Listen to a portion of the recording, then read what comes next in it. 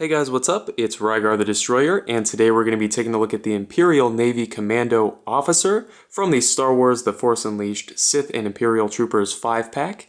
This guy is pretty cool, but before we take a closer look at him, let's go ahead and take a look at his packaging. So here it is. We've seen it 5 times already, so I won't linger too long on it. Here is this guy's description. So if you'd like to read that, of course, you can just pause the video. And like I've said before, pretty standard packaging, so let's go ahead and get back to the figure itself here.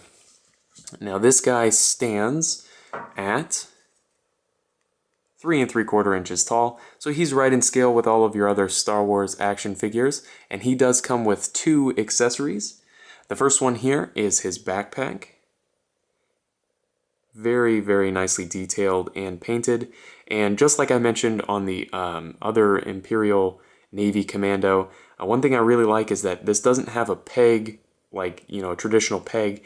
It just plugs in to the port, which looks very natural on his back, and so that way if you don't want to display it with the backpack on the figure, it still looks natural. It doesn't look like there's a giant accessory that's missing, which is really nice. Now his second accessory here is one that we've seen a million times before. Standard clone blaster rifle, and very nicely detailed, no paintwork or anything, but it does fit in his hands nicely, and it also fits into the holster on his side here. If I can put it in there. One thing I really like is that they've cut this little slit in here for the little magazine thing on the side of the blaster, which makes it fit in there very nicely, which is always great.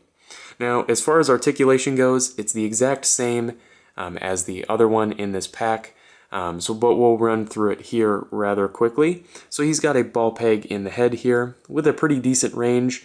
That's including the pauldron, and the design of the helmet, which would typically, limit articulation, but this guy has a decent range even with that. Now, the shoulders, unfortunately, do not share that same range. They basically have no range up and down. That's the full extent of the range on both arms. Even though they do swivel 360, this one is limited by the pauldron. This one, of course, is free to swivel the full 360. Now, he does have hinged elbows with a swivel. Very nice there. Swivel wrists. What feels like a double ball peg here in the torso with an excellent range. Swivel hips. Again, very nice range forward. Not so much back. And then he's got hinged knees with a nice range and a swivel. And then hinged ankles. Again with a swivel. So overall, I recommend this figure as well as the other figures that were released in this pack, especially if you're a fan of the Force Unleashed video game. I think these guys are worth picking up. So if you have any comments or questions, please leave them down in the comment section below, and I guess I'll see you later.